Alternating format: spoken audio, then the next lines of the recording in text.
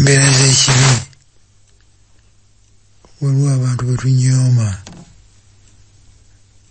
abali wansi newe wabeererawo ng'eriyo abantu abanyoomebwa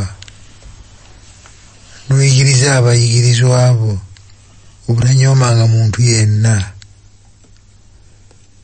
Tugenda kubayigako olwaleero naffe otuyigirize kubanga naffe tulina ebizibu byebimu.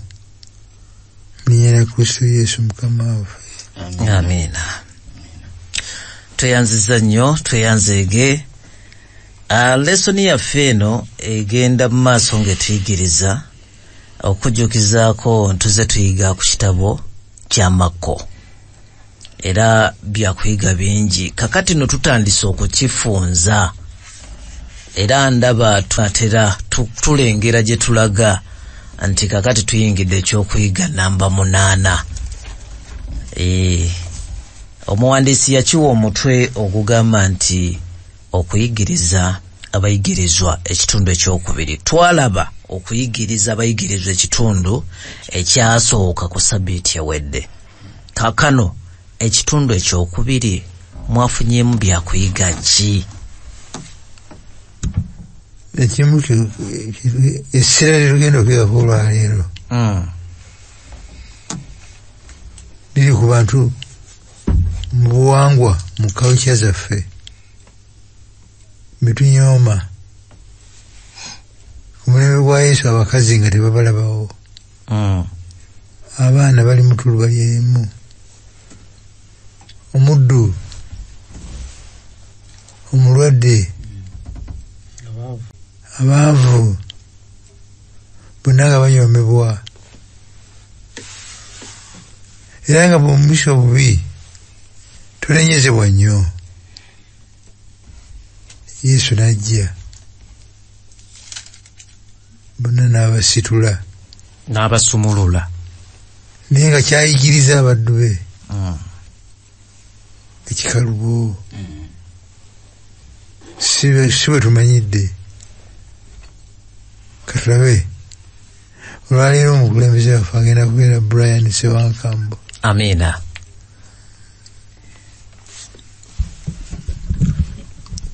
Awo tuno tugende mu Makko essula eya 10 okuva ku nnyo esooka paka ku 12 twongere okulaba ebigambo bino.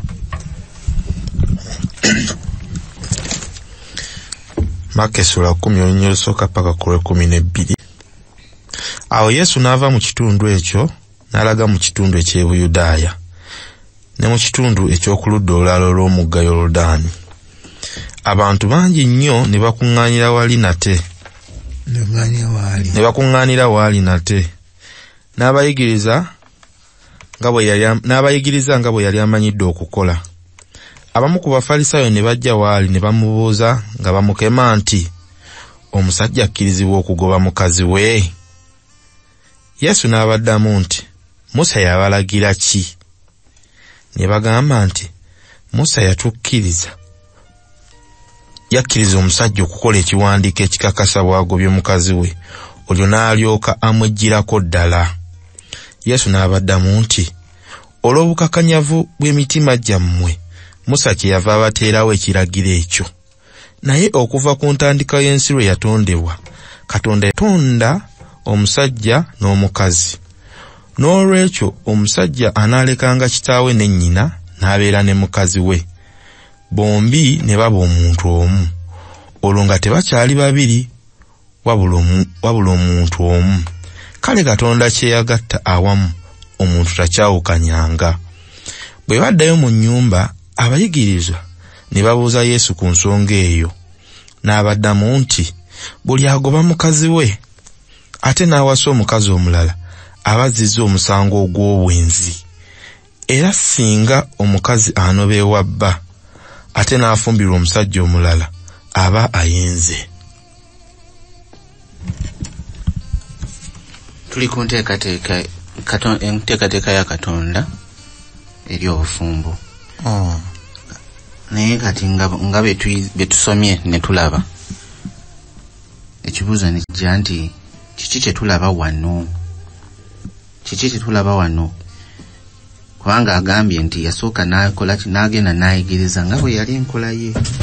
Naye ate bano ne bajja okumukema. Kiki kye bamunoonyaako?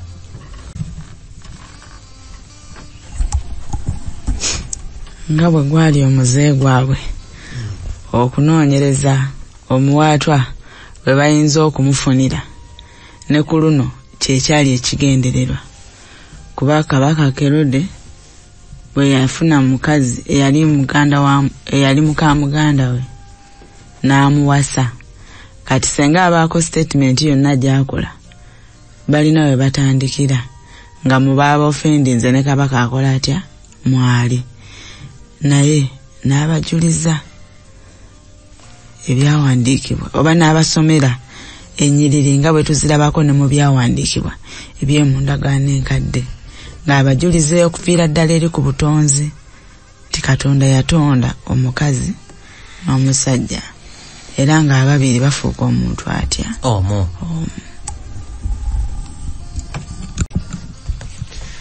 Kyetulabawo ekirala bamubuuzizza omusajja akkirizibwa okugoba mukazi we, is it lawful? Naye ng'olwedde bo bakifuula ddala lawful. Kati bamubuuza bamukema ku kintu olwedde bo kye baafuula nti tekirina buzibu. Nga musumba watandise ng'agamba nti abakyala be bamu ku bantu abaali batalabibwawo mu kiseera ekyo. Era balina amasomero ge balina nga ensonga yonna gy'oleeta kasita gw'oleeta ensonga mukyala mmere yagifumbye n'etajja bulungi njagala kwawukana naye nga bakukkiriza. So nga abakyala batwalibanga abantu ba wansi, low status.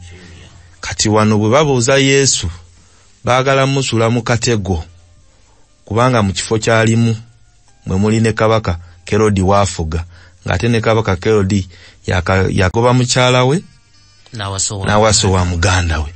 Kati Yesu bw'akiwakanira bano kye babuuza baba bamusudde mu katego omukulu aba amulumba direct.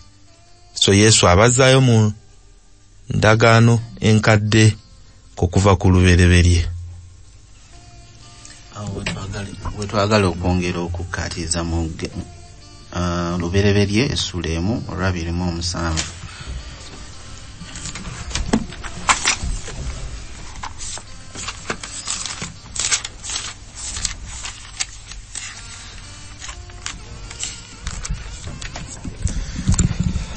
Lubereberye essula 1:27. Awo Katonda n'atonda abantu abalinga ye, n'abatonda nga bamufaanana. Yabatonda omusajja n'omukazi. Kifaananyi ki kino kye twogerako ekya Katonda? Bwe twogera nti n'abatonda mu kifaananyi kye omukazi n'omusajja. Kigazi. Ate tebatuyamba kutugamba tinga tumufaanana mu mubiri, twamufaanana mu figa yakomawo mu kifaananyi. Naye bwe tusoma tugenda tubiyunga. Buli omu ku bo yali mu kifaananyi kya Katonda. Omusajja ali mu kifaananyi kya Katonda n'omukazi ali mu kifaananyi kya Katonda.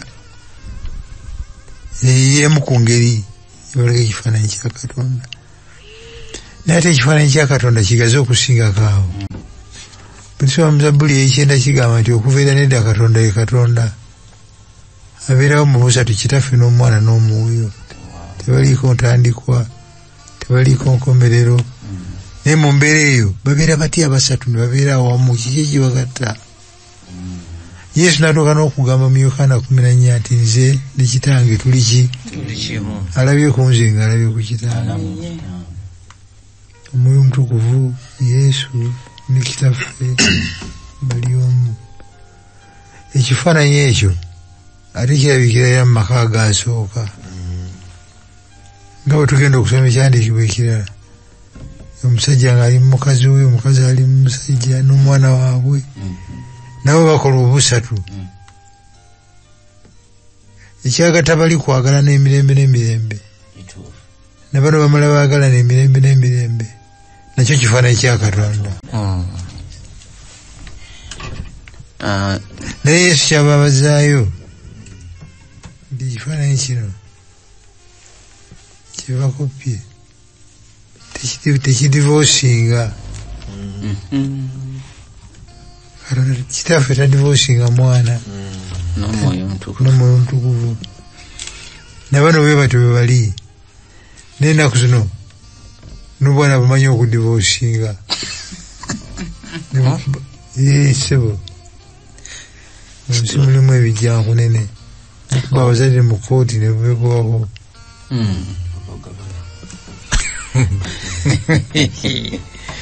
katulabe ku lubereberye 2:24 n'olwa 25.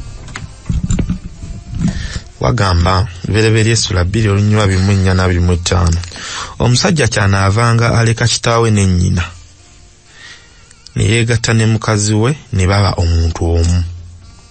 omusajja ne mukazi we bombiriri baali bwereere naye tebaakwatibwa nsonyi.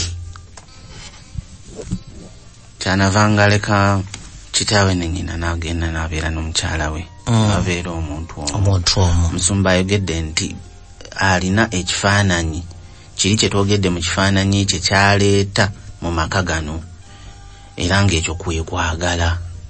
kaakano agambye ne babeera omuntu omu.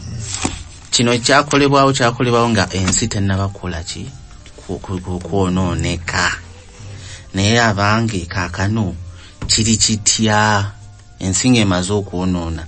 njagala okugatta ebibuuzo bibiri nti obufumbo bwaffe olwaleero bulumbiddwa oba bulumbibwa, era bwe buba bulumbiddwa tuyinza tutya okuyambagana oba okuyamba okulaba nga obufumbo buno tubuzaayo ku kiri ekyasooka Katonda kye yali ategekedde.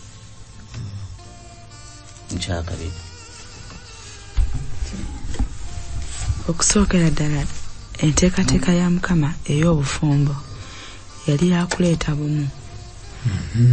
bwali meant kuba permanent nga bwankalakkalira, si byakangende enfumbe y'ewiiki omwezi contract ngende ngezese ndabe bwe binaaba.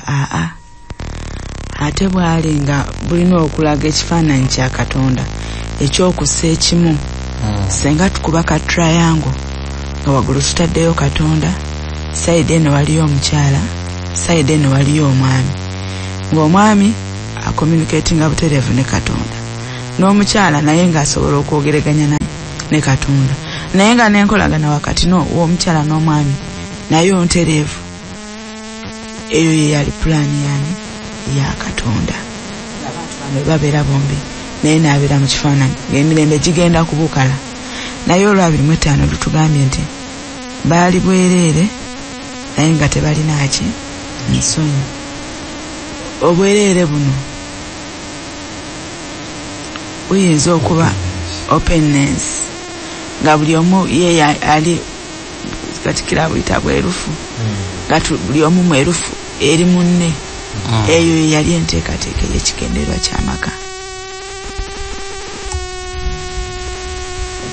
n'olwekyo Yesu asomesa abamubuuziza ekibuuzo.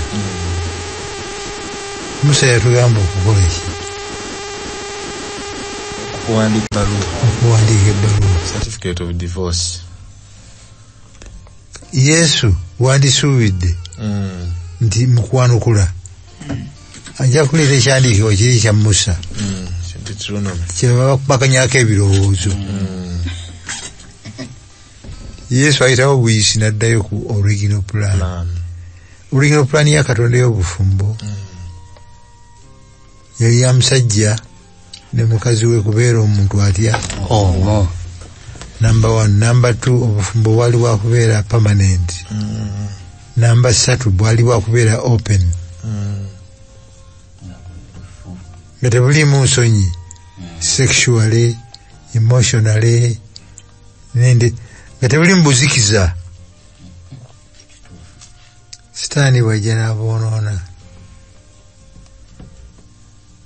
n'aleeta enzikiza permanence nevaawo n'obumu ne bukola ki ne bufa. akati gwe obadde olubuuza Musa kyaba alungamizibwa okuwandiika nga alungamizibwa Katonda ng'abantu batabuse bagoba bakazi olwa buli nsonga bakakanyadde emitima n'amugamba awandiike ng'ekigendererwa kutaasa mukyalo ono n'omwami n'omwami kubanga n'omukazi agoba bba naye aweebwe certificate ya divorce. kati soke tuterezeeko ekimu omukazi ono kiki ekimuweesa ebbaluwa eno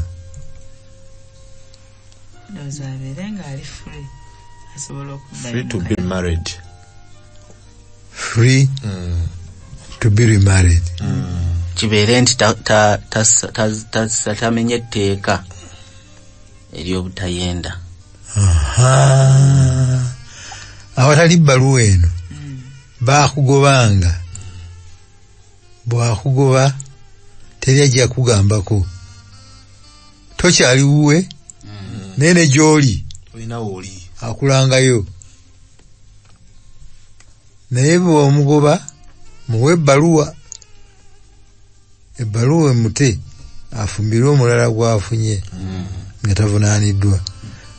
Musa wandyewunyiza nti oba Katonda ekigendererwa ky'obufumbo buli permanent ate Musa bino ebyokuwandiika mu baluwa yabijjawa yalungamizibwa Katonda lwakusaasira bakazi abatalina bwogerero bafuna obwogerero. Tweyanziza nabuuziza ekibuuzo nti okulumbibwa obufumbo buno bulumbiddwa butya era tukyogeddeko kakati tuyinza bunyweza tutya tubogereho si bukanyongereko katono. Sitaani kiki ekyali mu bufumbo bw'olubereberye kyatayagalira ddala kiki kyatayagalira ddala kyateekwa okulumba buli lwakiraba okussa ekimu kimunyira ziizi awo nayingizaawo kaserefu omwami ali selfish yerowoozaako yeka omukyala yerowoozaako yeka n'olwekyo oli mutuufu siwankambu sitaani olumba obufumbo kubanga eriyo ebintu bye tukola ebitabula obufumbo nolaba nga si tubikola ono sitaani yennyini era n'okwerabira nti ayi Katonda ye yakitandikawo ebimu tubikola ng'olabika nga alinako obuyinza gwe ali mu bufumbo engeri gye nze yabuyingira n'olw'ensonga nze yakuwasa ne twerabira nti kyatandikira kuva waggulu. Ekibuuzo tuyinza kunyweza tutya obufumbo bwaffe gye twayigako twalaba nti Katonda yamala okutonda n'awumula ne tugamba nti lwaki awumula ate nga takooye ne tuddamu ekibuuzo twagamba nti enkolagana zonna eziri meaningful zizimbibwa na budde. Katonda okuwumula kuno tyali takooye naye ayagala afune time ne Adamu ono gwatonze banyumyeko babe n'enkolagana babeere ba mukwano nga bwe tugambye nti obumu bwa Katonda kitaffe omwana n'omwoyo mutukuvu bulagibwa ne mu bufumbo nti engeri gye tusobola okunyweza obufumbo kwe kucreatinga time ne mukyalawo omwami wo n'abaana bo kubanga tuli mu mbeera nga tuli busy nnyo mukyala afuluma omwami ayingira omwami ayingira omukyala afuluma nga buli omu tamanyi munne so nga ate batugamba relationships are built on time kitegeeza twongere okucreatingawo obudde n'abaana baffe ne mukyalawo n'omwami wo kyekimu ku ngeri gye tusobola okukola. Ekirala ekiyinza okutuyambako okunyweza obufumbo bwaffe kwe kusabira awamu n'okusabirangana. Tuba tukuuma triangle kuba Katonda buli lwe tugimuggyako ebintu nga bitabuka. kyogamba ku triangle yaffe eno tubaayo omusajja eno wabeerayo omukyala waggulu nga ye Katonda gye twongera okukwatagana ne Katonda naffe wano obumu bwongera okunywera webale nnyo webaire ddala nyongereko katono gye Musumba nga n'obufumbo tebunabeerawo bwekikakasa nti Katonda yayiya obufumbo yabugaba ng'ekirabo nga tunabana kuwasa oba kufumbirwa bimukwase muteekemu nga tenatandika mufumira mukunoonya nga mwali yabamanyi obulungi yamanya kuteesa musaanidde tubalafuna ne tubimukwasa ekyakabi tusaba ffe tugamba Katonda oyo tubimukwase ate tunatandika byonna nabyo tubimukwase akunoonyeze era kubanga nga bwe tulabye wano ye yanoonyeza ne Adamu ye n'amufunira. Tugenze ku kitundu ekiddako ekiri Yesu n'abaana. Tugenda kusoma Mako okuva ku 13 paka 16 tuongere okulaba waawo. Mako sura 10 onyolo 13 paka 16. Abantu abamu baali baleeta abaana bato eri Yesu abakwateko. Naye abayigirizwa be ne babaziyiza nga bababoggolera. Yesu bwe yalaba abayigirizwa be kye bakola n'asunguwala n'abagamba nti muleka abaana abato gye ndi, temubaziyiza kubanga abalinga bano be baba mu bwakabaka bwa Katonda. Mazima mbagamba nti buli muntu atakkiriza kwesiga Katonda ng'omwana omuto bwe yeesiga bakadde be si wa kuyingira mu bwakabaka bwa Katonda. Awo n'aleera abaana abato n'abawa omukisa ng'abakwatako. Amina. Ekibuuzo kiki ekiwaliriza bamaama bano okuleeta abaana ne bataata nabo baleeta bataata tebaalimu simanyi oba baalimu naye wano batugambye bati bataata be bakkiriza abaana naye kiki ekiwaliriza abaleeta kale abaana eri Katonda. Kyakabiri ndooza empisa ya Kristo nga bwe tuzze tulaba mu kitabo kya Mako okuva ekyatandika nga Kristo ono omuntu alabika ng'owa wansi alina status kwa Musa. Twalaba omugenge wamuzizo nnyo n'okukwatibwako alina kubeera eri naye ng'amukoze eki amukutteko. Omukazi ono w'ekikulukuta amukutteko naye bigenze bulungi ate talabika nti amukonda eminga amuwolereza agezaako okulaga abalala abali mu society nti noono naye muntu wa Katonda era amumanyi.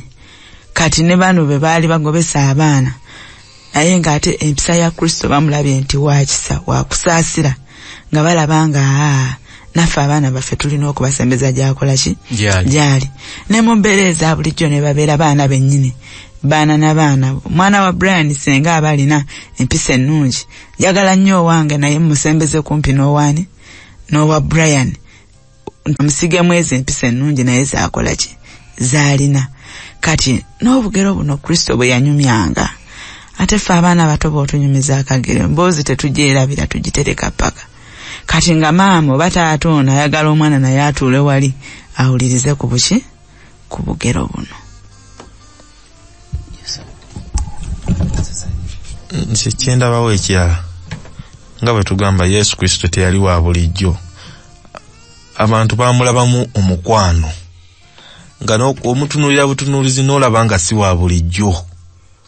Yalina omukwano nga n'obwana bukiraba kubanga eriyofa abamu olukutunulako ne kakaaba anebokakolera emikono bwoti kajje katukabudde tujja kutwala ewase badduka ate muntwala kituufu. Ekibuuzo ekiddako kye kigenda otuyamba ate era n'okwongera okulaba nti kiki abayigiriza lwaki bagoba abaana bano oba n'ababaleeta, kubanga ekyawandiikibwa kitulaze nti ne babagoba babagamba ne babaddamu bubi. Kiki ekireetera abayigiriza bano okugoba abaana mu maaso ga Yesu Kristo? Musumba.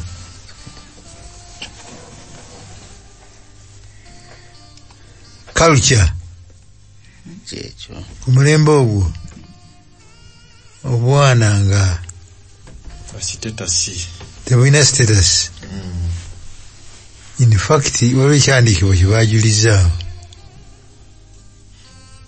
ng'omwana ali ku levo ya bansi mu maka, levo ya buddu, number 1, number 2 n'obwana bwennyini tebwesemberezeka. It's a menace. Bonoona ebintu. Nolwekyo bw'onombuuza nti nsonga ki abasajja bano yabagobesa, Yesu ali ku mulimu, ali ku bintu bikulu. Omusajja omuvubuka omugaggaze afukamidde ate mujja musisiina n'obwana buyina eminyira eno bukaaba ave ku bikulu biri atadde ku buno, agenda mu meetingi atitudde ku bwana. Nze nange nandibugobye kubanga bwe nninya ku kituuti ne kajja akasimbagala n'obugatto obuliko ebide, kajja ku kituuti attention yonna neva ku mubuulizi nolowooza nti nebayo akayoolayoola akajjo nga kitala kagenze ku bimuli, kagenze ku naakani ku mizindaalo, kali ku bitambaala. They are a destruction, they are a menace. Ko bote mutawanya mukama waffe. Naye ekyewuunyisa Yesu nekimunyiiza. Lesson yagambye nti mu Luzungu nti Jesus was indignant. Ekigambo ekiraga nti yanyiika nnyo ekikomedde ddala. Kibuuzo kiki ekimunyiiza olw'okugoba abaana? Just kugoba abaana abanga n'okuddugaza buli wano butubonyaabonya. Okugoba abaana bano okubagaana okujja eri Yesu kwalinga kubaziyiza kutuuka mu bwakabaka. Era naffe bye waliwo bye tukola eyo ebiziyiza abato bano okulaba obwakabaka bwa Katonda.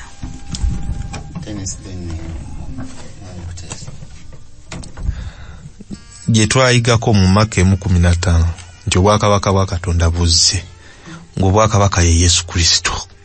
Abaana baagala kujja mu bwakabaka. Bano babaziyiza okujja mu ki? Naye ababaziyiza obwakabaka batambula nabo naye tebamanyi nti n'obwakabaka bali nabwo. Bo obwana butegedde ababuleese bamanyi nti obwakabaka bwebwo, kubanga we tukakasiza ddala abakutteko n'abawa omukisa. Tetumanyi oba mukisa gwali nabaki naye yabawa omukisa, obwakabaka bwabawa omukisa. Kati bano bo beba gatekeeper, bebasalawo ani alina olaba omukulu, ani atalina kulaba mukulu. Bebasalawo nti gwe jangu gwe tojja, nga bwe twayigako eri Yesu yali ali mu kusaba ne bamugamba oli eno okola ki? Abantu bali eri bakoze eki? Bakulinze dda bo nga basetinze dda programu, ono yalina okulaba omukulu, otuva wano tudda wano bwe tutyo. Yesu n'abagamba mubaleke abaana bajje mu bwakabaka, mwoba temubulaba mulaba miti, obwakabaka bwe buli.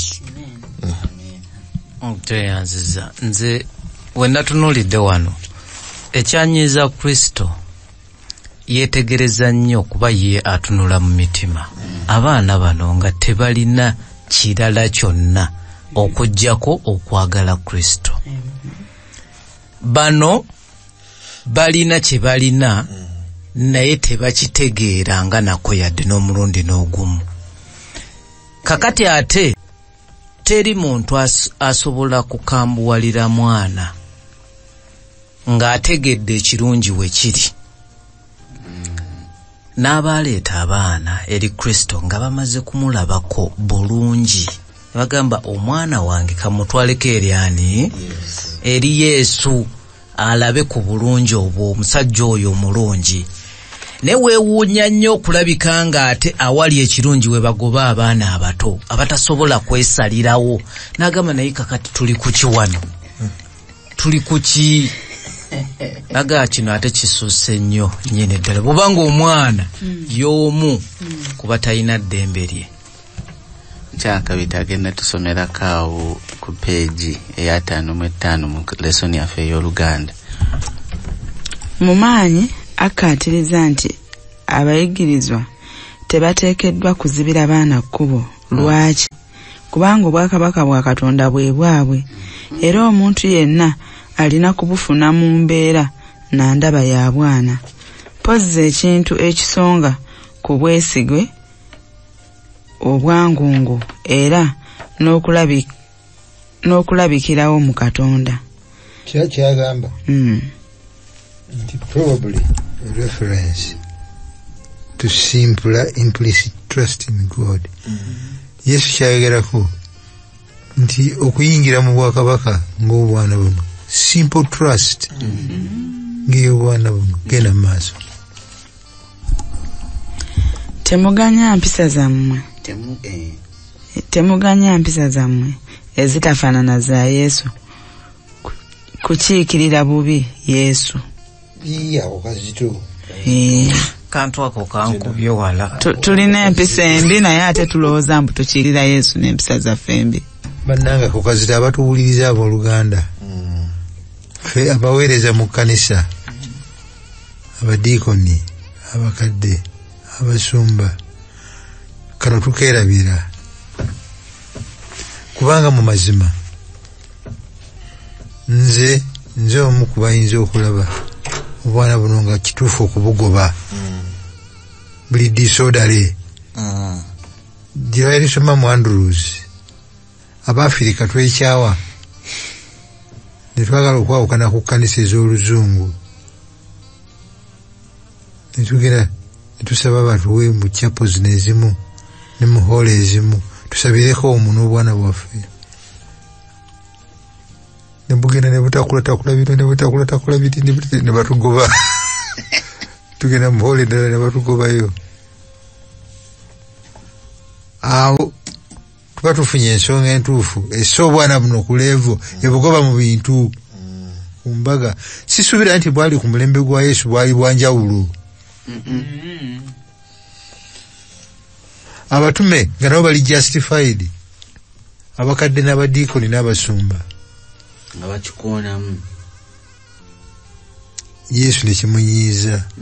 Awo twegenderezeewo kubanga wangu nnyo okugwa, okwekiika mu kkubo nga gwe obitegeera, gwe obiraba, gwe omanyi obusaanyi okukola ki, gwe omanyi abasaanyi okubatizibwa, abatabatizibwa, abakuwonga, abatawongebwa. Kyetaagamu essaala. Genda maaso nsonyiwe nnyabo. Temukuumira wala baana bato okuva ku Yesu olw'obukambwe awamu n'ebboggo. Temubuwanga nsonga ya kuwulira nti eggulu liyinza obutaba lya ssanyu gye bali, singa naawe obadde wa kubaayo. Temwogera ku ddiini ng'ekintu abaana kye batayinza kutegeera, oba ne mukola gy'obeera tebalina kufuna Yesu mu buto bwabwe. Temubawa ndowooza nkyamu nti eddiini ya Kristo y'eddiini ey'okukuumira era nti mu kujja eri omulokozi bateekeddwa okuviira ddala mu byonna ebireeta obulamu okubeera obw'essanyu. Twegendereze. Tugenze ku kitundu ekiddako. Tokolinde Brian. Akantu kano ze kankoze bulala nnyo. Nti eneeyisa yange nze nedda nga tonagenda na kuziyiza mwana muto ekiikirira Yesu.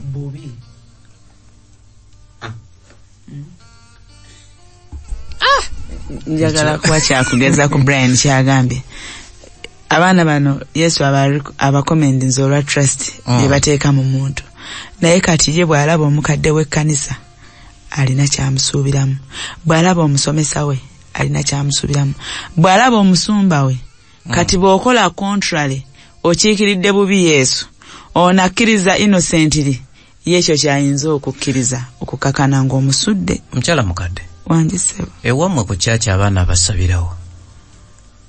Tusabira mu kanisa yaffe gye tuli mu kuzimba. Mwenna ffe abaana abato nze gye nayitako eri basabira eri mu sayidi zaki Sekiyungu sayidi eyo yebeera kanisa y'abaana ku kyaki atistay ne tutula mu bifo ebyenjawulo naye divine ne tukomawo ffenna ewammwe. Yesevo abaana ffe abaana nandibuuzizza omulala naye mwenna muli beebukasa tetujja kukiddamu naye nga tukitegedde naye ekiraliikiriza kye kino obwana buno abayigiriza ba Yesu kye batamanyi nti Katonda olwedde Yesu mu mbeera zaabo n'eminyira gyabo abaleze ku mubiri agambye obwakabaka obw'omugulu olwedde bo buli mu bwakabaka Petero tanayingira abagoba olwedde buli mu bwakabaka omugagga yazze n'afukamira n'akola ki yaddayo nga tayingidde bo buli mu bwakabaka ate obuguddeko ekiyiifuyiifu Katonda atusaasire bwali ebweru w'obwakabaka gw'okubakerere Makko 10:17 Makko sura 10 onyiriro 17 paka 22. Awo Yesu bwe yali ng'atandika olugendo lwe omusajja n'ajja gy'ali ng'adduka n'afukamira mu maaso ge n'amubuuza nti muyigiriza omulungi kiki kye nteekwa okukola okufuna obulamu obutaggwaawo? Yesu n'amugamba nti lwaki ompisa omulungi? Tewali mulungi okuggyako Katonda yekka. Ebiragiro bya Katonda obimanyi nti tottanga muntu, toyendanga, tobbanga, toyogeranga bya bulimba ku muntu, tolyazaamaanyanga, kitaawo ne nnyoko basangamu ekitiibwa. Omusajja ono n'addamu Yesu nti muyigiriza ebiragiro ebyo byonna nabituukiriza okuviira ddala mu buto n'okutuusa kati. Awo Yesu bwe yamutunuulira n'amusiima n'amwagala n'amugamba nti obulwako ekintu kimu ky'oteeka okukola. Genda otunde ebibyo byonna, ensimbi ezinaavaamu ozigabire abaavu, olyoke ojje oyitenga nange, olifuna obugagga mu ggulu. Olwawulira ebyo omusajja oyo n'alabika nga tasanyuse era n'agenda nga munakuwavu kubanga yalina ebyobugagga bingi. Abaagalo omusajja ono omugagga ate omufuzi nga tetunnatuuka ku kizibu kiki kye tumulabako? Yenyabo kyakabiri. Waliwo omukwano gwaffe omu yatugamba nti omuntu kyafuna kye yeetuuma, naye n'omusajja ono wadde bamuyita omugagga awulira nga waliwo space, waliwo ebbanga mu ye eriteekwa okujjuzibwa, ebirala abifunye n'engeri y'okubifuna agikola ki? Agimanyiimu. Naye yeebuuza obwakabaka buno obw'omuggulu ngenda butuuka ku ntya, kubanga waliwo ennyonta mu ye gaa nti nabo nandikoze eki nandibufunye. Kati kwe kujja emisinde n'afukamira mu maaso ga Yesu. Muvubuka mugagga niye n'ajja n'afukamira ng'ekimulumya omutwe anoonya waliwo ekibulawo. Atuusa atya mu bwakabaka? Alina desire eyo bwakabaka akola ki? Abwagala. Nga bwe twayegako eri mu Ecclesiastes essula ey'okusatu ndowooza onyiriro 11 bwe twalaba nti Katonda yatutonda, we are created for eternity, ng'alaba waliwo ekibulawo mu mutima ekirina okujjuzibwa, kwe kujja n'asanga Yesu Kristo n'amubuuza nkoze ntya okutuuka mu bwakabaka oba obwakabaka obwo binandetera okubeera nga nzijudde mbutuuseemu ntya. Naye Yesu n'amusiima n'amwagala kubanga alina by'ayogedde awo ebyasanyusa Yesu. Ate kyandiba nga mu audience yalimu Yesu ng'agamba obwana mubuleka obwakabaka bwe bwabwe obwana bwayingira dda Mugaga ndi wano bwayingira butya. Number 1. Number 2, abuuziza kyakukola nkole ki? Enjigiriza eriwo ku mulembe ogwo egamba nti omuntu yenna agagawadde lwakubanga Mukama Katonda yamuwadde omukisa. Obugagga kumpi bwenkanaakanyizibwa n'obukristaayo. Alina obukristaayo Katonda amuwadde omukisa. Ono n'amateeka gennyini bw'ogagattako munadiini ddala. Naye nga bwe mugambye bw'awulira kiri ekibulawo anoonya kyakukola alowooza byonna byakukola bukozi. Na buno Yesu bwagabidde abaana bakoze ekyokukoze. Wentuukira ku kibuuzo kyange nti kizibu ki ekiri ku musajja ono? Musumba oyinza okwongera. Ekizibu eky'obugagga ono alina bugagga bwa ssente naye obusibe bugagga bwokka. Mu bantu Yesu babadde akolagana nabo okutuusa ne kakati mulimu abagagga abalala. Bagagga muki? Ne mu nsimbi eri abagagga gye bali. Naye eri abagagga mu tradition. Eri abagagga mu bunnaddiini. Abafalisaayo bamutigomya bamutawaanya. Balemeddwa okuta obugagga obwo batwale obw'obulamu obutaggwawo obw'obwereere.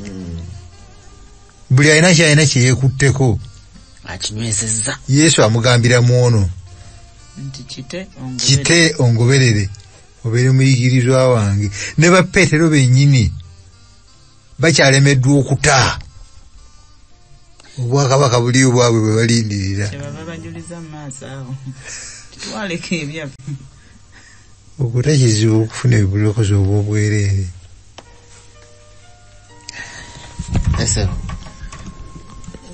Bwe tugezaako kifunza nti obuzibu omusajja bw'alina ye wrong theology, enjigiriza bo gye balowooza nti kubanga abuuzizza nkole ki yamanyi biri engeri gy'abikoze kuba amateeka gagamba nti agakuumi. Kuba tusobola okugamba nti ne twebuuza nti wano Yesu Kristo yali awa formula nti bw'okwata amateeka kubanga omusajja amateeka agambye nagakwata kuvanga ndi muto paka kati. Yesu Kristo n'amusiima lwaki tamuweeraawo n'amukwasa n'atamugamba nakutunda. N'amugamba kati obwakabaka ogenda yingira kubanga biri okuumya amateeka gonna. Naye kati tusobola okwebuuza nti yali amuwa formula nti engeri gy'ogakutte kati kiwedde. Naffe abali eno tugambe nti ng'omugagga omuto oli bwe yakwata amateeka obwakabaka automatic nange kangakole ki kangafubeeko. Naye Yesu amubuuza ekibuuzo ekyo amugamba agenda atunde ng'ayagala kumulaga nti n'amateeka g'ogamba tokwatangako yadde n'eki n'erimu kubanga erya tobana bakatonda balala wendi. Ye omusajja eby'obugagga bye biri abaavu Katonda erimu abakoze eki alimenye. Ne bwe twayigako nti mwawuliranga ati tottanga naye ne bw'osunguwalira muganda wo oba omusse tolinawo ngambira nti omugagga ono tasunguwalirangako muntu. Ekitegeeza yali asseeki yali asseeko. Naye Yesu ayongera omulaga nti ebyo kituufu obikole naye kuggwe nga ggwe mu maanyi go tobisobola. Era we tugenda osoma ali emaaso nti ebitasoboka mu maaso g'abantu amateeka gano ffe tetugasobola mu buntu naye bwe tubeera mu Katonda bisoboka. But with God it is possible. So omugagga ono buzibu bwe alowooza alina kukola afuna obwakabaka. Kyokka obwakabaka buli awo naye abaana bo babuyingidde dda buli awo naye amugambye genda obitunde ongoberere obeere disciple we 13 ojje mu bwakabaka. Obwakabaka ye alabye nga buzibu. Kyekyo kye twagala okulaba kubanga ayongera n'agamba nti kizibu nnyo omugagga okuyingira kiringa engamira okuyingira mu Katolika empiso nti kizibu nnyo omugagga okola ki okuyingira obwakabaka. N'aleeta awo nno abayigiriza ne batandika okutya ne babuuza olwo ani anaakola ki anaayingira mu bwakabaka ani anaayingirayo 27. Yagambye wati 27. Yesu n'abatunuulira n'abagamba nti abantu tebayinza kwerokola wabula Katonda y'ayinza okubalokola kubanga Katonda ayinza byonna. Awo Peetero n'agamba Yesu nti sebo ffe twaleka ebyaffe byonna tulyoke tuyitenga naawe. Yesu n'addamu nti tuli seefu. Awo yandigambye bugambi twakola butter trade mumuli already inside. Yesu n'addamu nti mazima mbagamba nti buli muntu eyaleka ennyumba ye oba baganda be oba bannyina oba nnyina oba kitaawe oba abaana be oba ekibanja kye ku lwange n'olw'amawulire amalungi alifuna obulamu buno obw'oku nsi emirundi 10 ennyuma baganda be bannyina abazadde be abakazi abaana n'ebibanja awamu n'okuyigganyizibwa. Ako tebakawulira. Era mu biseera eby'omu maaso alifuna obulamu obutaggwaawo. Naye bangi ab'olubereberye abaliba ab'oluvannyuma era bangi ab'oluvannyuma abaliba ab'olubereberye.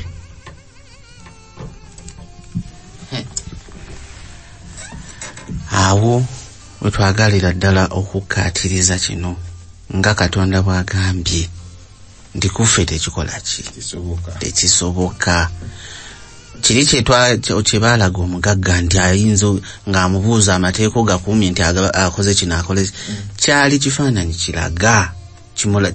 kimulaga oba kimubikkulira nti ne by'ogamba nti okuumye tosobodde ng'era akugamba nti tekisoboka wabula byonna bisoboka nga tukoze eki nga tuli mu Yesu Kristo. Omusumba ekyo neda nsaba nkyakabi totuyambaka n'akasembayo okukasoma mu lesson tusobole okutegeera ddala naye nga tufunza olwakadde ndaba katufundeeko.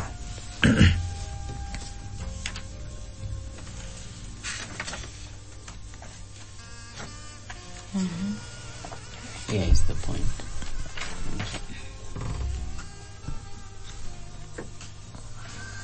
Ako kusoma tukasangawa kali ku Tuesday. Ku Tuesday. Va ku Mako 10. 27. Mako 27 walabikanga ekifo ekibalagavu okufundikirwawo olugero luno. Toyinza kugenda mu ggulu ku bubwo, weetaaga kisa kya Katonda okusobola okulokolebwa. Naye oluvannyuma Peetero yeekubira enduulu nti ye ne mikwano gye baleka buli kintu ne bagoberera Yesu. Yesu abaanukula nti kyonna kye baaleka olw'okumugoberera tekirina wekyenkanankanira n'ekyo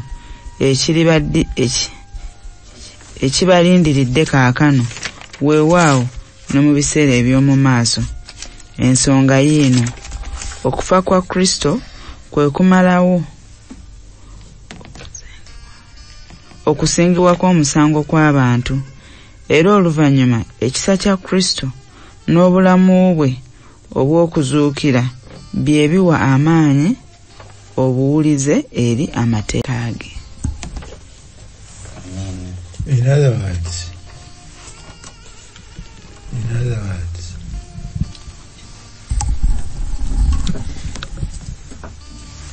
ono agambye nti ayagala kyakukola ekyokukola ekiyinza okumuyingiza obwakabaka ekisooka kutegeera nti ono jazze ye bwakabaka. bwomala okukitegeera nga Peetero bwe yagamba nti gwe Masiya mujje mulukukire omutere byonna olwo oli mu bwakabaka munda.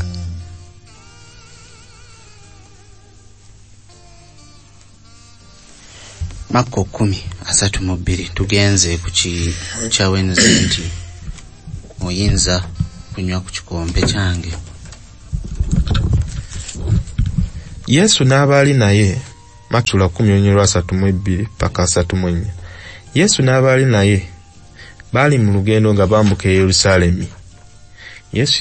Yesu yali abakulembeddemu nga beesuddeko ebbanga.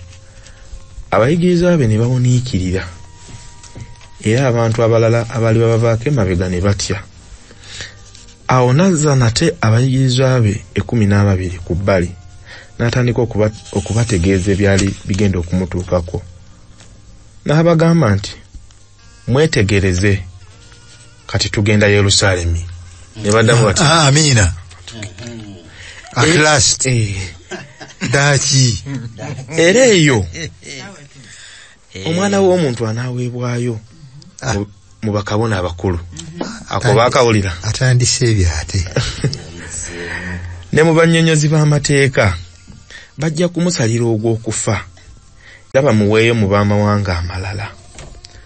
Abo bajja kumusekerera bamuwandulira amalusu bamukubisa embooko eziriko amaloba agasuna era bajja kumutta.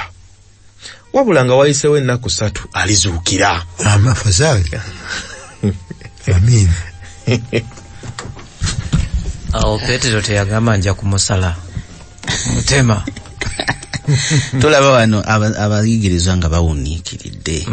Kiki ekibaleetera okuwuniikirira? Nkyakabiito. Nga gye tuvudde emabega nti obwakabaka bwa Katonda bali nabo naye bo obwakabaka bwe bwagala bwe buno buli fiziko era bw'abagamba nti kati tuyolekera Yerusaalemi bawulira ng'essaawa ekoze eki etuuse. Ayogera ku kufa kati okufa kyokka ate agattamu okufa tulumba ate ayagattamu okufa. obwakabaka balina bo bulala ku bwayogerako naye kakati ebyo nga biri awo. Obwakabaka buno buli Yerusaalemi era gye tugenda ate yaga nti bagenda kumuttira. Lwaki ate yakulembedde ne sipidi gyali kompitirivu gye bagenda okumuttira? sebo olw'obudde somo kiddako 3:5 paka 3:7.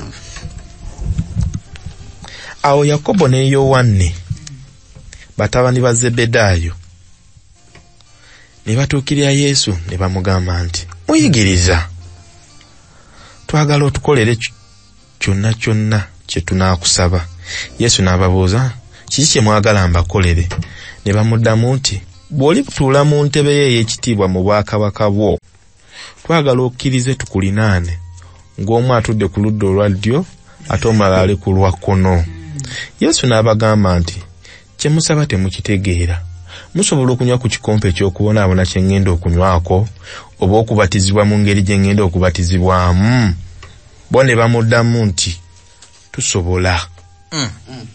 Yesu n'abagamba nti ekikopo ky'okubonaabona kye ŋŋenda okunywako ddala mulikinywako era mulibatizibwa mu ngeri gye ŋŋenda okubatizibwamu.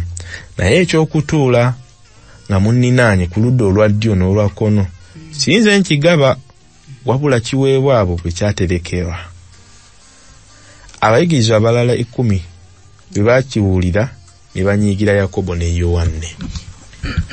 Abange kiki ekinyiiza ate bano ye bano ate abatuuse eno babala kaki Mukyakabiito? bwe twasomako mu ssula ey'omwenda balaba ku kitiibwa kya Katonda ekikka nti ng'engoye zitukula nnyo n'okusinga omwozi yenna bwe yali akoze eki kati okusinziira ku kye balabyeko ate abagamba twolekera Yerusaalemi nga sawa ya kubuukinga bifo. Abayigirizwa bano 10 lwaki banyiiga?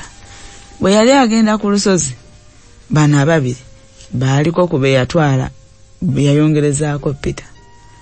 Ate kaakati ekitegeeza bo baana nnyo okusinga ffe balabika nga abali ku mwanjo kati nga tebayinza nabo okufuna mu ngeri. Musumba bano abagambye nti n'ekikopo basobola okinywako kiki kye baluubirira alina waayogedde ku kitiibwa baali ku lusozi balaba Musa ne Eliya nga boogera ne Yesu naye nga boogera ku ki? Obwakabaka Yerusaalemi ekitiibwa. Kaakati wuno yatugamba nti tugenda luddawa ekitiibwa kiri kijja kudda akyambale nga bwe yakyambala luli. Ekyewuunyisa bwe beekwata ebifo Peetero tebamugattako gwe baali naye tetumanyi nsonga. Mako 2:42 paka 45 wayogera kyetwagala tuwunzike nakyo. Awo Yesu n'abayita bonna wamu ne bajja waali n'abagamba nti mumanyi nti abayitibwa abafuzi b'abantu ab'ensi baagala kuweerezebwa era baba n'obuyinza era bafugisa bukambwe. Naye mummwe si bwe kiteeka okuba, wabula mummwe buli ayagala okuba omukulembeze ateekwa okuba omuweereza wa banne, era buli ayagala okuba ow'oluberebere ateekwa okuba omuddu wa bonna. N'omwana w'omuntu teyajjirira kuweerezebwa wabula okuweereza era n'okuwaayo obulamu bwe ng'omutango okununula abangi. Musumba nga tuwumbawumba kiki wano Katonda kyatwagaza ffe tukole? Bano obwakabaka bwe banoonya bwa power bwa bufuzi bwa PDM bwa security bwa mbiri n'ebiringa ebyo. Yesu abagamba nti ebyo binalimu nembirekayo. Nsula sirina njino mu nsula, sina musaala, sina security okujjako Katonda. Mpeereza musobole okubeera abalamu namwe bamusaanidde okuba bwe mutyo. Power, real power mugikozese kusitula bali obubi, okusitula abanafu, abakazi mubasitule, abaana mubasitule, abaavu n'abalwadde nga Battimaayo bwemba. Eyo enkoza ya power entuufu.